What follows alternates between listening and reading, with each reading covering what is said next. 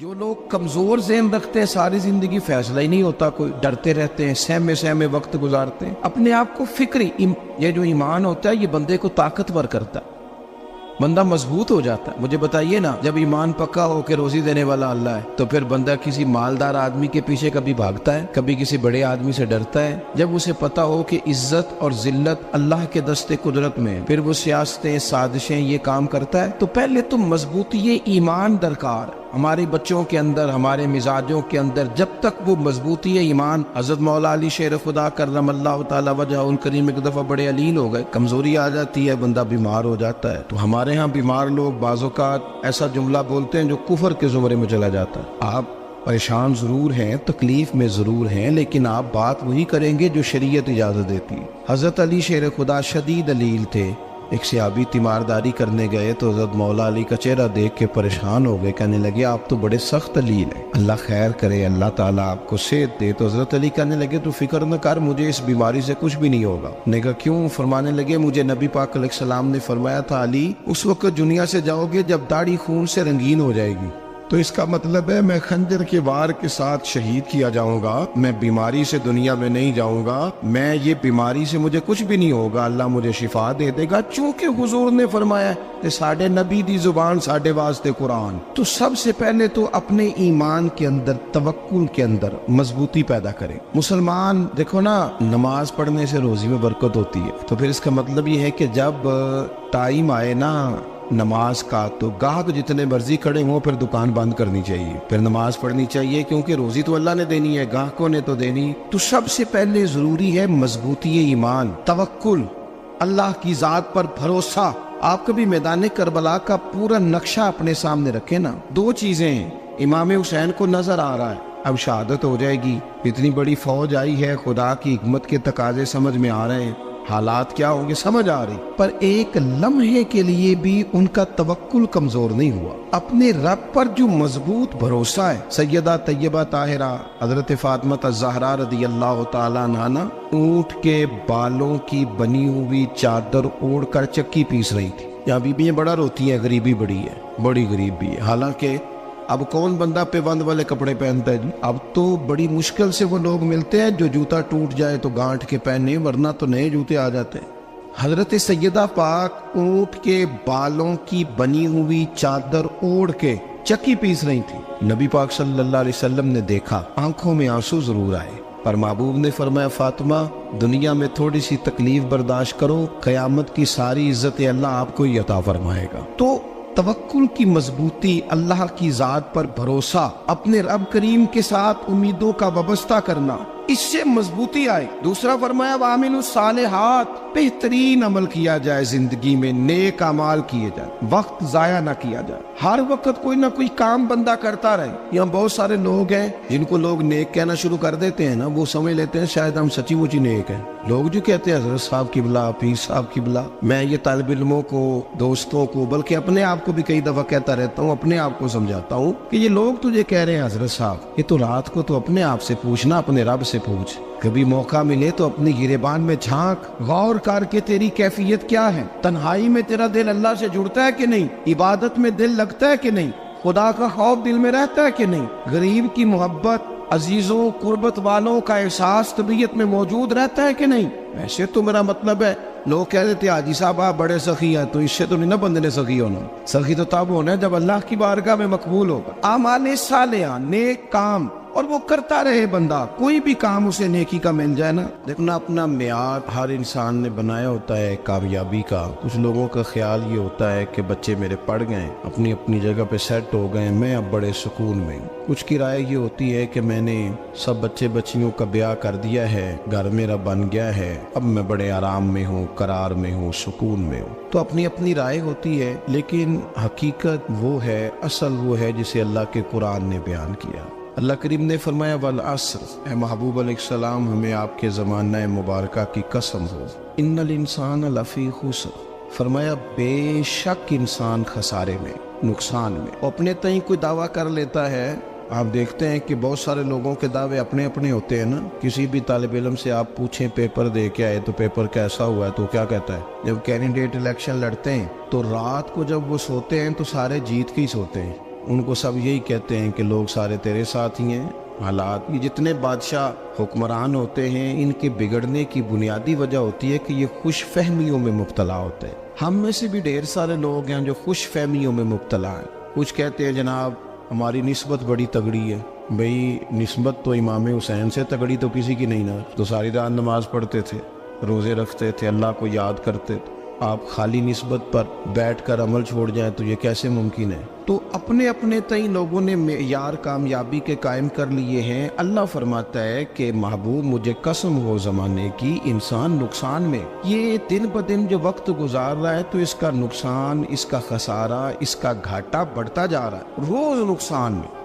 کتنا عمر کا حصہ لوگوں نے ضائع کر دیا. کتنے بہترین لوگ تھے لیکن روزی روٹی کے پیچھے وقت سارا برباد ہو گیا. یہ رزق حلال کے لیے دوڑ دھوپ ہو وہ تو بڑی بات, لیکن تکبر کے لیے اور خواہشات, بیجا خواہشات کی تکمیل کے لیے, ایک دوسرے سے آگے بڑھنے کے لیے بڑا وقت ضائع کیا لوگوں. اچھا کوئی بھی نہیں جیتا, خاندانوں میں بھی کوئی نہیں جیتا, برادریوں میں بھی کوئی نہیں جیتا, پر لڑائی ساری زندگی کی ہے. میں نے آگے گزرنا ہے, میں نے آگے, حالانکہ کوئی کسی کو جیتنے دیتا ہی نہیں. اپنے اپنے تئیں لوگوں نے معیار قائم کیے کامیابی کے. اللہ فرماتے ہیں بے شک انسان نقصان میں ہے, لیکن جس میں 4 خوبیاں پائی جائیں اللہ کا قرآن کہتا ہے وہ بندہ کامیاب ہو. کون کون سی؟ الا الذین آمنوا. سب نقصان میں نہیں سوائے ان لوگوں کے جو ایمان لائے. سب سے پہلے کیا کرے؟ ایمان ہو اس کے پاس, مضبوط ایمان. وعملوا الصالحات, اور ایمان بھی لائے اور نیک کام بھی کرے.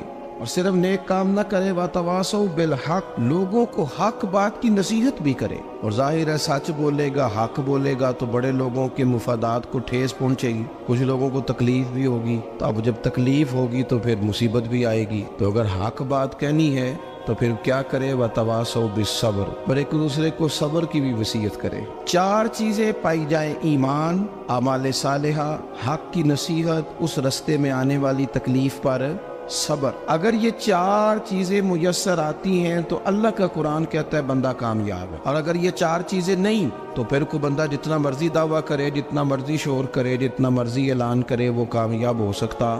سب سے پہلے تو اپنا ایمان پکا کرے.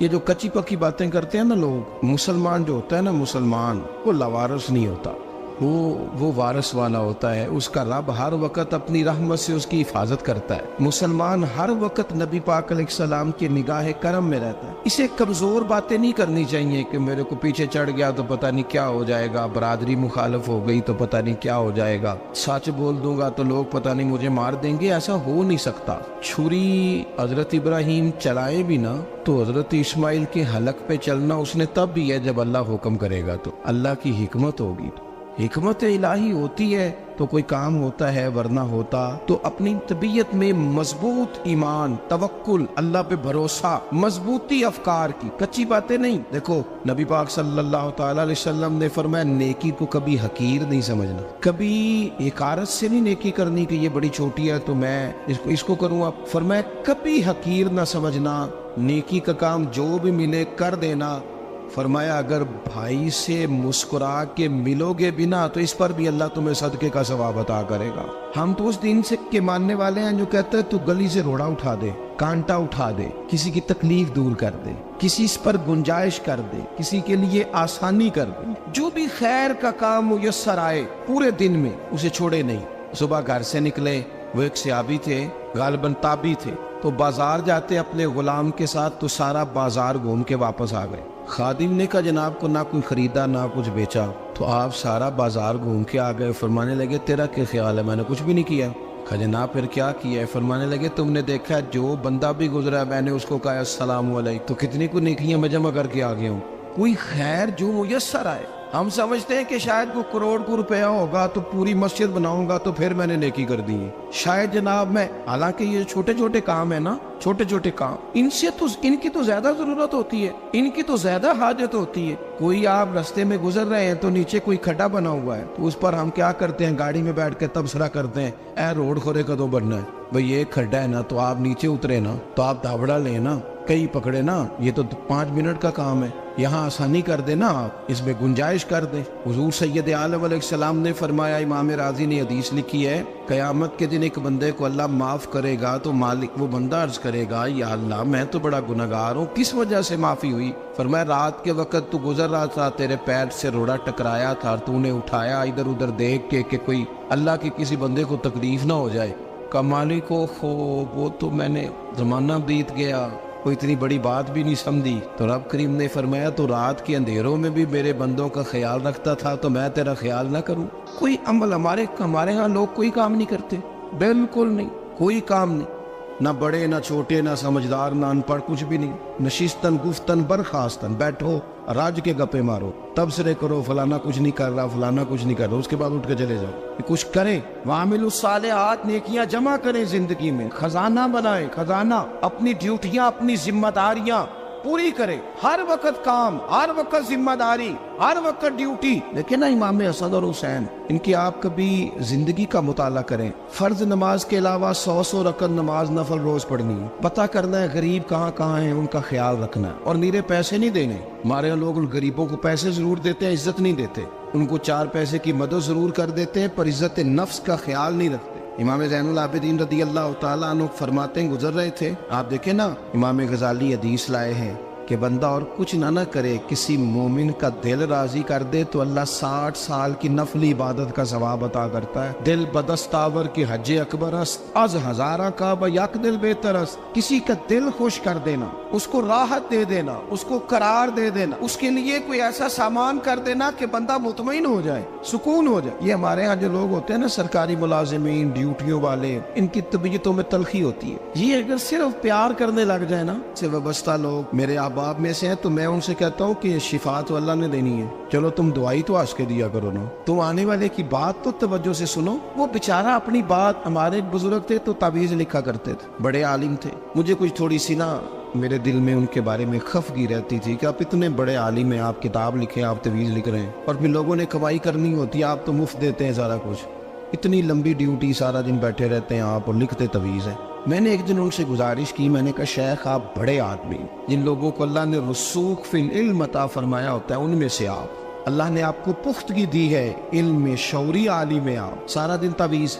फरमाने लगे यार मैं तवीज़ नहीं लिखता, असल मसला ये है कि जो तवीज़ लेने आता है वो अपना सारा दुख सुनाता है, तो मैं तवीज़ नहीं लिखता, मैं ना बस लोगों के कलेजे ठंडे करता हूँ। मैं किसी का, अब तो बच्चों के पास टाइम ही नहीं, वो तो अब्बा का दुख नहीं सुनते, तो बैठते ही नहीं। अम्मा कह रही होती है कि पुत्र को 10 मिनट मेरे पास भी बैठा कर, लेकिन पुत्र मसरूफ बड़ा है, वीडियो चढ़ानी है उसने। हम उलझ गए। ये चीज़ें इंसान को नफ्सियाती तौर पर कमज़ोर कर देती हैं। जो लोग ज़्यादा ये काम करते हैं उनके हाफ़ज़े कमज़ोर हो जाते हैं, वो उलझ जाते हैं, उन्हें पता नहीं होता रात मैंने क्या कहा था, सुबह में क्या कह रहा। हर वक्त नहीं, ज़रूरत के वक्त, हर टाइम नहीं, मखसूस औकात में। हजरत इमाम ज़ैनुल आबिदीन रदी अल्लाह ताला अन्हु फरमाने लगे, हम गुजर रहे थे, इमाम हुसैन साथ थे, तो रस्ते में ना कुछ गुरबा, गरीब लोग बैठ के खाना खा रहे थे। कहते हमारी उन पर नजर पड़ी, तो उन्होंने हजरत इमाम हुसैन रदी अल्लाह ताला उनसे कहा, हुजूर आइए तशरीफ लाइए, खाना खाइए। वो जरूरी नहीं होता आपको सबका खाना पसंद ही आए, टेस्ट अपने अपने होते हैं, ये जरूरी तो नहीं। खाना पसंद ना भी आए तो दिल तो फिर भी राजी रखने चाहिए। कुर्बान जाए, नबी पाक ने किस तरह हमारी तरबियत की।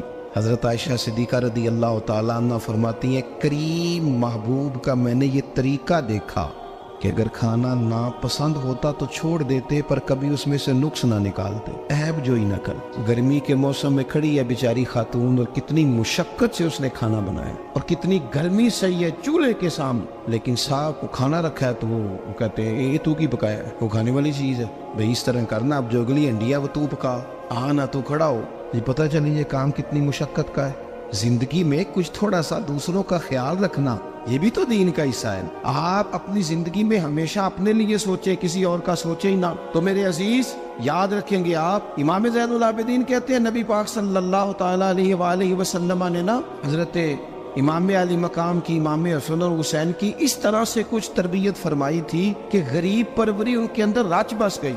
مزاج بن گیا. وہ غربا بیٹھے تھے دسترخوان بچھائے سڑک کے کنارے, تو امام حسین گزرے تو انہوں نے آواز دی. امام صاحب لوگ ذائقہ نہیں لگے, حضور تھوڑی روٹی نہیں کھا لیتے ہمارے ساتھ؟ تو امام صاحب آ گئے, نیچے بیٹھ گئے غریبوں کے ساتھ. کوئی جرت کرے نا, چلو امیروں نے تو غریبوں کے ساتھ بیٹھنے کی جرت نہیں کرنی, کوئی پیر ہی بیٹھ جائے غریبوں کے ساتھ, وہی مہربانی کر دے کہ میں پیر صاحب ہوں, قبلہ ہوں, تو میں ہی چلو لنگر کھا لوں مریدوں کے ساتھ بیٹھ کے. ہماری تو محفلوں میں بھی نا جی نعت خانوں کا, مولویوں کا, دوسروں کا کھانا اور ہوتا ہے, اور غریب آدمی کو شاپر میں چاول ڈال کے دیتے ہیں اور ساتھ اسے کہتے ہیں یہ لنگر شریف ہے. بھئی اگر یہ شریف ہے, تبرک ہے, تو اے پیر صاحب نو نہیں سی لنگدا, اڑتا ہے گلے میں لنگر ان کو. یہ لنگر شریف جو ہے یہ نعت خاں کو بھی تو گزرنا تبرک ہے کہ نہیں؟ ہاں نہ تو کرو نا, تو جیڑی زیادہ تبرک والی شے ہے وہ پیرانو بھی تو کھانی چاہیے نا. نعت خاں کو اس کے لیے لہدا سے مرغ مسلم اعلیٰ کھانے. میں اکثر دوستوں سے کہتا ہوں چلو میلاد شریف پہ صحیح سب کے لیے اچھا کھانا پکاؤ. چلو جس غریبوں کے بچوں کو بیچاروں کو سارا سال وہ بوٹیوں کے لیے لڑتے ہیں, تم میلاد پہ اچھی روٹی پکا دو, تو بچہ جب کھائے گا نا بہت ساریاں بوٹیاں اور چاول, اور اپنے ابا سے پوچھے گا کہ ابا جی آج کی گل ہے, تو ہو سکتا ہے غریب باپ روئی پڑے اور اسے کہے پتر تو آج راج راج کے کھاج ساڑھے نبی پاک دا میلاد شریف. تو امام حسین رضی اللہ تعالیٰ عنہ نا آ کے غریبوں کے بیچ بیٹھ گئے زمین پہ. انہوں نے کہا کھائیے, تو وہ جس طرح وہ کھا رہے تھے نا سادے برتنوں میں امام حسین کھانا کھانے لگ گئے. میں نے کہا خیر کا کام کوئی بھی ملے اسے ضائع, چلو اور کچھ نہیں کر سکتے تھے, کسی کو سڑک ہی پار کرا دے نابینا کو, چلو اور کچھ نہیں کر سکتے, تو آپ کو پتا ہے کہ سامنے والا بوجھ لے کے گزر رہا ہے, آپ تھوڑا سا ہٹ جائیں روڈ سے, اسے گزر لینے دیں. کوئی تو کام زندگی میں کوئی ارادہ تو خیر کا بندہ کرے. امام حسین بیٹھ گئے, ان کے ساتھ روٹی کھائی, تھوڑی دیر کے بعد اجازت لی, فرمایا جاؤں؟ کہنے لگے حضور اور کھائیے. فرمانے لگے میں تو ابھی روٹی کھا کے آیا تھا اور آج تک ایسا نہیں ہوا کہ دوبارہ کھانا کھاؤں. ایک لقمے کی بھوک نہیں تھی, جتنا بھی کھایا ہے نا یہ تمہارا دل خوش کرنے کے لیے کھایا ہے. غربا مساکین کی وعامل الصالحات, ایماندار بندہ ایمانداروں جیسے کام کرتا ہی اچھا لگتا ہے. 25 حج کیا امام حسن اور حسین نے مدینے سے مکے پیدل جا کے. میں کہتا ہوں چلو ہم باجماعت نماز ہی پڑھ لیا کریں. چلیں, حضور صلی اللہ علیہ وسلم نے فرمایا فجر کی نماز پڑھ کے بیٹھ جاؤ, اشراق چاشت تک اللہ کا ذکر کرو, 2 نفل اشراق کے 2 چاشت کے پڑھ لو, اللہ 2 حج اور 2 عمرے کا ثواب عطا کر دے گا. مشکل کام تو نہیں. اہل بیت نے ہمیں سبق یہ پڑھایا ہے, حضور کے اصحاب نے ہمیں سبق یہ پڑھایا. تیسری بات فرمایا وَتَوَاصَوْا بِالْحَقِّ, صرف یہ نہیں کہ تم نماز پڑھ کے تو بیٹھ جاؤ, تم نے نا بے نمازی کو نماز کی دعوت بھی دینی ہے.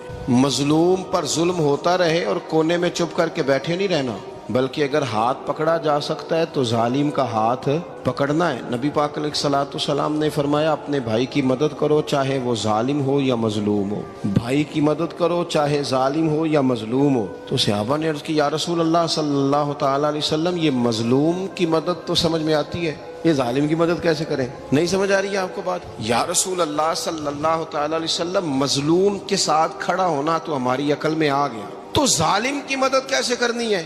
نبی پاک صلی اللہ تعالی علیہ وسلم نے فرمایا ظالم کو ظلم کرنے سے روک دو, تم نے اس کی مدد کر دی, اسے باز کرو. لیکن ہم تو اتنی جرت ہی نہیں رکھتے بدی کو بدی کہنے کی, اتنی طاقت ہی نہیں ہوتی. جھوٹ کو جھوٹ کہنے کی ہمت, ہمارے گھر میں سارا کچھ ہو رہا ہوتا ہے, ہمیں پتہ ہوتا ہے کہ فلاں جگہ پہ ہمارا قبیلہ ہماری برادری غلط ہے, پر اتنی جرت کرتے. ہم سچ بولتے ضرور ہیں پر دوسروں کے بارے میں, اپنے بارے میں سچ بولنے کو تیار نہیں ہوتے. جرت کا مظاہرہ کریں زندگی میں, حق کو حق کہنا سیکھیں, غلط کو غلط کہنا سیکھیں, جھوٹ کو جھوٹ کہیں, بدی کو بدی کہیں, سچائی کا ساتھ دیں ہمیشہ. ہم نے جب تک دیکھو نا ظلم ہوتا رہے, زیادتی ہوتی رہے, اپنا دروازہ اندر سے بند کر لو, پتر باہر نہ جانا. کیوں جی؟ باہر اس پہ ظلم ہو رہا ہے, ان کے گھر آگ لگی ہے, کوئی ہمارے گھر تو نہیں نہ لگی. یاد رکھنا پڑوسیوں کی آگ نہ بجھاؤ گے تو اپنے گھر بھی آ جائے گی. اگر مظلوم کا ہاتھ نہیں پکڑو گے تو ظالم دلیر ہو جائے گا. اور ہمارے جتنے بھی بزرگ گزرے انہوں نے ظالموں کو ظالم کہا.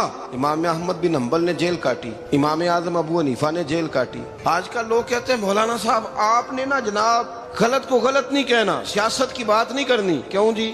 کس لیے نہیں کرنی؟ سیاست تو تدبیر کا نام ہے.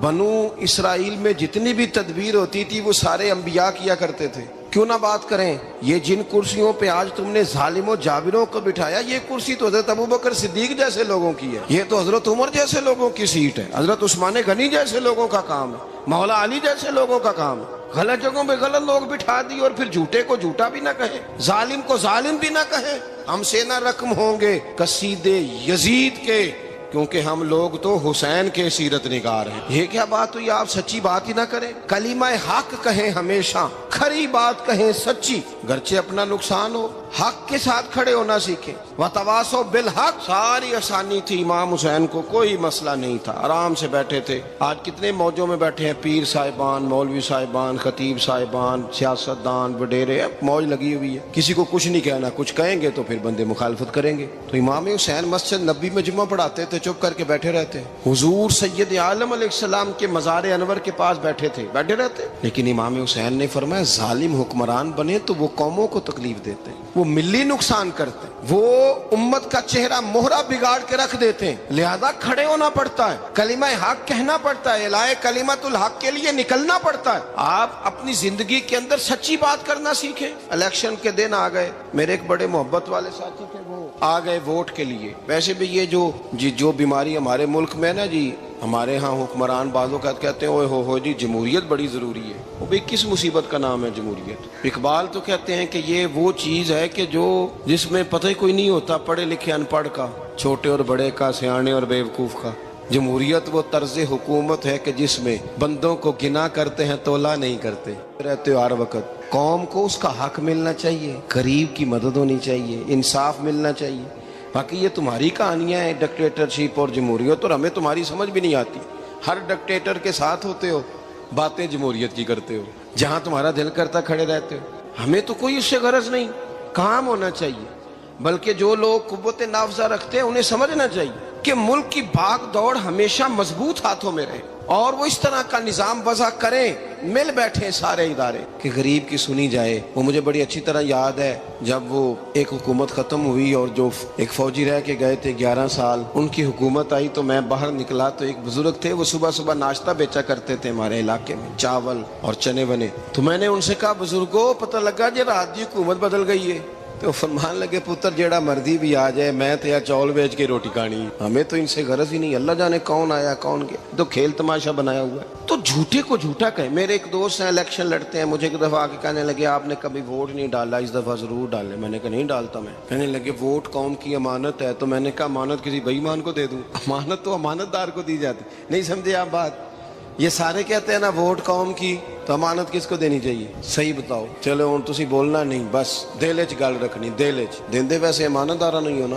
نہیں، میں نے کہا بولنا نہیں، ہمیں کسی پتہ نہ لگ جائے، دیتے ویسے امانت داروں کو ہی ہو نا۔ یہ اپنے دل سے پوچھو، فیصلہ لو، اللہ سے ڈرو۔ ظالم کا مددگار ظالم ہوتا ہے، ظالموں کا مددگار ظالم ہوتا ہے۔ وہ تیرے میرے ووٹ پر جیت کر جب ظلم کرے گا تو پھر کون ہے جو یہ دعویٰ کرے گا کہ جناب میں ظالم کا مددگار نہیں؟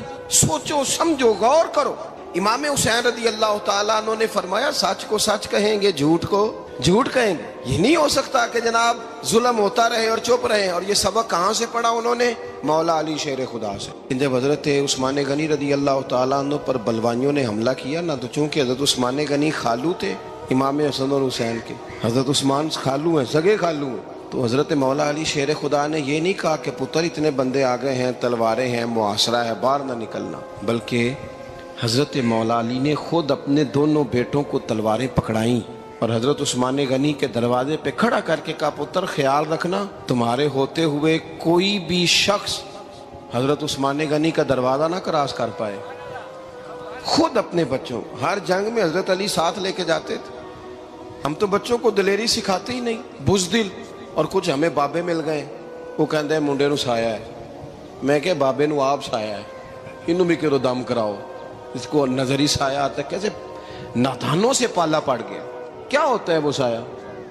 اچھے بھلے سیانے نوجوان بتی بند کر کے اندر لیٹا ہوا ہے بچہ، بابا کہہ گیا انہوں سایا ہے۔ بابا کہڑا کہہ گیا جڑا باہر روٹی لین آیا سی، بھی ایڈی پہنچی سرکار ہوندی تے ٹکر ہی گھر کھا لیندی۔ لوگوں کے قسمت کا حال بتاتا ہے، اپنی اتنی خراب ہے کہ مانگتا پھرتا ہے۔ کیا مذاق بنایا ہم نے اپنے ساتھ۔ تھوڑے سمجھدار ہو جائیں، ہر بندے کی بات کا اثر قبول نہ کیا کریں۔ مومن کے پاس طاقتیں ہوتی ہیں، جو جدھر لگاتا ہے چپ کر کے لگ جاتے ہو۔ ان الذین قالوا ربنا اللہ ثم استقاموا تتنزل علیہم الملائکہ، اللہ کہتا ہے تو ڈٹنا سیکھ، رب کا نام لے کے ڈٹ جا، رب تیری مدد کے لیے فرشتے بھی نازل کر دے گا۔ فرمایا یہ نبی مومنوں کے جانوں سے بھی زیادہ قریب ہے۔ ہم بڑا عام لفظ بولتے ہیں کہ فلاں چیز میرے دل کے بڑی قریب ہے، میری سوچ کے بڑی۔ جو لوگ دل کے قریب ہوتے ہیں ان کے پاس اٹھنے بیٹھنے کو دل کرتا ہے۔ تو اللہ کریم نے قرآن پاک میں فرمایا کہ یہ پیغمبر صلی اللہ علیہ وسلم تمہاری جانوں سے بھی تمہارے قریب ہے، اور حضور نے وضاحت کر دی، نبی پاک نے وضاحت کر دی۔ حضور نے فرمایا لا یؤمن احدکم حتی اکون احب الیہ من والدہ وولدہ والناس اجمعین، او کما قال نبی صلی اللہ علیہ وسلم۔ فرمایا تم میں سے کوئی اتنی دیر تک مومن ہو ہی نہیں سکتا جب تک ہر چیز سے بڑھ کر مجھ سے پیار نہ کرے۔ ایک مثال دے لوں، بات آسان ہو جائے گی۔ جس گھر کے اندر پیسہ بے شمار ہو، دولت بے شمار ہو، مکان ایک نہیں چار ہو، اور دنیا کی ساری آسانیاں گھر میں موجود ہو، سارے دوست میری بات پہ توجہ کرنا، ہر شے ہو، بینک بیلنس بھی ٹھیک ٹھاک ہو، بچوں کا فیوچر سیف ہو، لیکن گھر کے اندر میاں بیوی کی صلح نہ ہو، بچے کہتے ہیں گھر میں ہر چیز ہے پر امی اور ابا کا جھگڑا ہر وقت جاری رہتا ہے، وہ گھر صحیح چلتا ہے؟ ہم نے بولنا اس لیے نہیں کہ یہ باتیں لوگ، یہ گھر کے اندر کی باتیں ہیں نا۔ حالانکہ پاکستان کا تجزیہ یہ ہے کہ 95% میاں بیوی کے حالات ٹھیک نہیں پاکستان، یہ سرکاری اعداد و شمار ہے۔ 95% گھروں میں اختلاف رائے۔ یہ بات ذہن میں بٹھا لیں کہ میاں بیوی کا اگر اتفاق نہیں نہ ہوتا تو وہ کہیں کہ گھر میں کوئی بھی خوشی رہے گی تو یہ ممکن ہی نہیں، یہ سوال ہی نہیں پیدا ہو۔ 6 بچے ہوتے ہیں اور شادی کو 24 سال گزر جاتے ہیں، پھر بھی طلاق ہو جاتی ہے، اس لیے کہ میاں بیوی کے لیے سب سے ضروری چیز آپس کی محبت ہے۔ اور یار کیا خوبصورت انداز ہے میرے رسول پاک علیہ السلام کا، جتنی شاندار طبیعت حضور نے مولا علی شیر خدا کی تھی اتنی کوئی کر سکتا ہے؟ اور جتنی اعلیٰ ترین تربیت اور حسن سیدہ فاطمہ کو اللہ نے دیا کسی اور کو مل سکتا ہے؟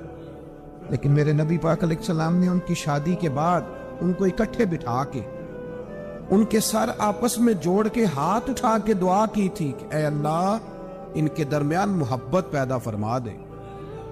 میاں بیوی کے درمیان جو سب سے اہم چیز ہے وہ محبت ہے۔ بچے کہتے ہیں ہم کدھر جائیں، ابا کی سنے کہ اماں کی سنے؟ اور اکثر گھروں میں بچوں کی تربیت رک جاتی ہے اس لیے کہ میاں بیوی کا سلوک نہیں ہوتا، تباہی اتر جاتی۔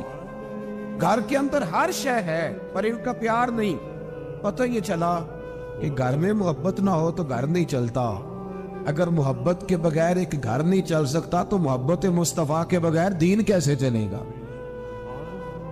گھر نہیں چلتا میرے بھائی، ٹوٹ جاتا ہے، بکھر جاتا ہے۔ سارا کچھ ہونے کے باوجود میں نے مردوں کو روتے ہوئے دیکھا ہے، عورتیں تو روتی ہیں، میں نے مردوں کو روتے ہوئے دیکھا۔